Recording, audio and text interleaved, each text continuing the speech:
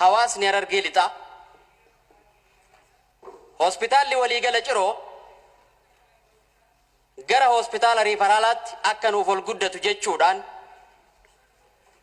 yeroo dheeraaf gaafii gaafachaa tureera. Ammas gaafachaa jira. Kanaafuu hawaasa Harargee lixaa tajaajila hospitaala riifaraalaa dhiheenya irratti argachuu dhabuudhaan daandii gubbatti du'aaf saaxilamaa jiru kana lubbuu isaanii baraaruuf gama ministeera fayyaatiin maaltu yaadame osoo ibsi irratti kenname galatooma. Jalqaba irratti kabajamoo muummee ministeeraa Dr. Abiy Ahmed gaafiiwwan miseensota mana mariitiin dhiyaataniif ibsa kennuuf gidduu keenyatti waan argamaniif onneerraa galateeffachuun barbaade. Itti aansuun yaadaa fi gaafii koo akka itti aanu kanattiin dhiyeessuuf yaala. Dhugaa dubbachuuf barii jijjiiramaa irraa eegalee imaammataa fi tarsimoo ciccimoo cabiinsa seenaa biyya keenyaa wallaanuu fi guddina biyya keenyaa ariifachiisuu irratti fuulleeffate bocuun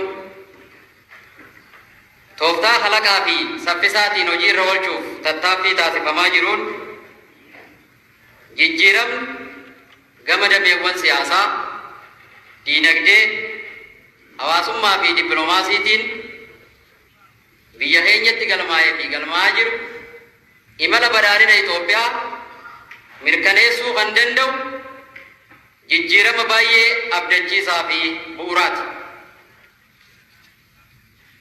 Haa ta'u malee carraa hojii uumuu wajjin wal qabatee lakkoofsa uummata biyya keenyaa keessaa harki caalu dargaggeessa ta'uun ilaalcha keessa galchuudhaan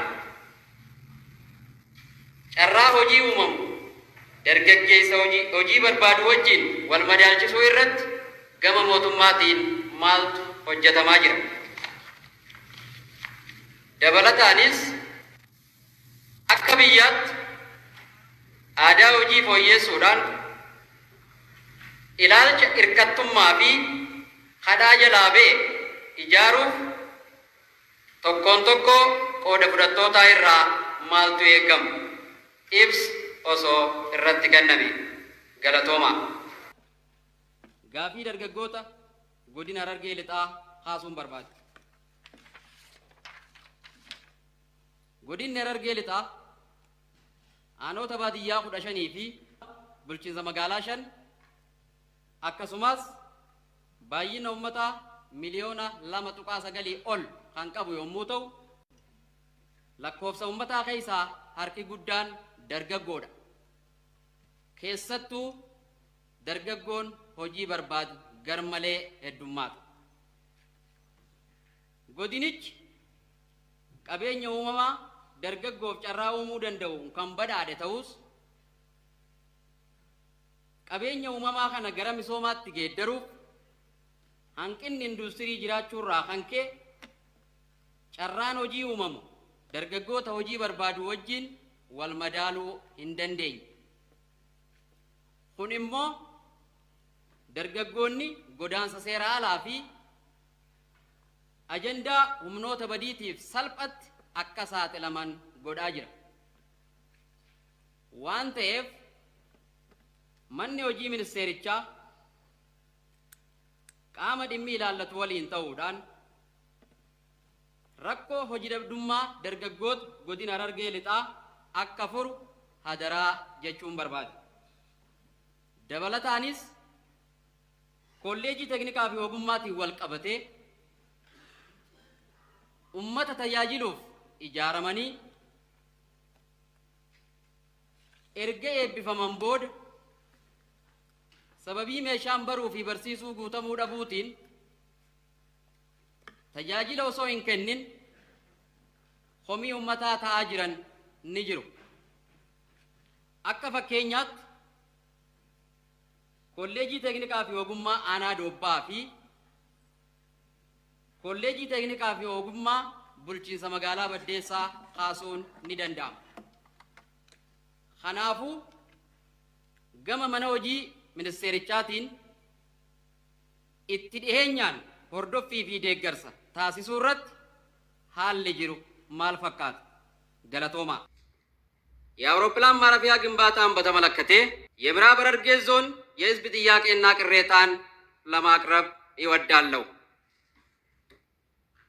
ምዕራብ ሐረርጌ ዞን ከ2.9 ሚሊዮን በላይ የህዝብ ብዛት ከ17445 ኪሎ ሜትር ስኩዌር በላይ የቆዳ ስፋት ያለው ዞን ሲሆን ከፍተኛ የማህበረሰብ አገልግሎት ሰጪ ተቋማት ለአብነት የመንግስትና የግል ዩኒቨርሲቲዎች፣ የመምህራን ማሰልጠኛ ኮሌጆች፣ የግብርና ምርምር ማዕከላት ወዘተ በውስጡ ይገኛሉ። በዞኑ የቆዳ ስፋት ምክንያት ዞኑ ስር የሚገኙ የገጠር ወረዳዎች ከቦሌ ዓለም አቀፍ አውሮፕላን ማረፊያ በአማካይ 300 እስከ 495 ኪሎ ሜትር እንዲሁም ከድሬዳዋ ዓለም አቀፍ አውሮፕላን ማረፊያ 250 እስከ 345 ኪሎ ሜትር ርቀት ላይ ይገኛሉ።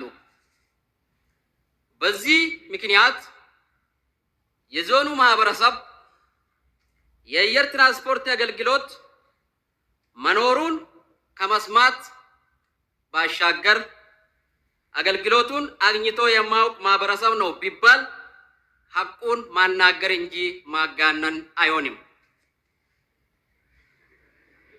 በተደጋጋሚም የአውሮፕላን ማረፊያ ግንባታ ጥያቄ እያቀረበ ቢሆንም ተግባራዊ ምላሽ ማግኘት አልቻለም። ይህ ደግሞ በዞኑ አርሶ አደሮች በብዛት የሚመረቱና በቀላሉ የሚበላሹ የግብርና ምርቶች ቶሎ ወደ ገበያ ማዕከል እንዳይደርስ በማድረግ አሉታዊ ተጽዕኖ ፈጥሯል። ክቡር ሚኒስቴር፣ በደንብ እንዲረዱኝ የሚፈልገው በተደጋጋሚ ከህብረተሰብ በስፋት እየተጠየቀ ያለው የአውሮፕላን ማረፊያ ግንባታ የምዕራብ ሐረርጌ ዞን ማህበረሰብ ብቻ የሚጠቅም አይደለም። ምክንያቱም ዞኑ የሶስቱ አጎራባች ክልል ዞኖች ማዕከል በመሆኑ ከኦሮሚያ ክልል የምስራቅ ሐረርጌ ዞን እና የአርሲ ዞን ከፊል ወረዳዎች፣ ከአፋር ክልል የደቡባዊ ዞን ከፊል ወረዳዎች እንዲሁም ከሶማሌ ክልል የሲቲ ዞን ከፊል ወረዳዎች ማህበረሰብ ከመጥቀሙም በላይ በኢኮኖሚና በማህበራዊ በማስተሳሰር ላይ ያለው ፋይዳ የላቀ ነው። ስለሆነም ሚኒስቴር መስሪያ ቤቱ በምዕራብ ሐረርጌ ህዝብ እያቀረበ ያለው የአውሮፕላን ማረፊያ ግንባታ ጥያቄ ፌርነስ ቤዝድ ጥያቄ መሆኑን በመረዳት መፍትሄ እንዲሰጥ በህዝቡ ስም እጠይቃለሁ። አመሰግናለሁ።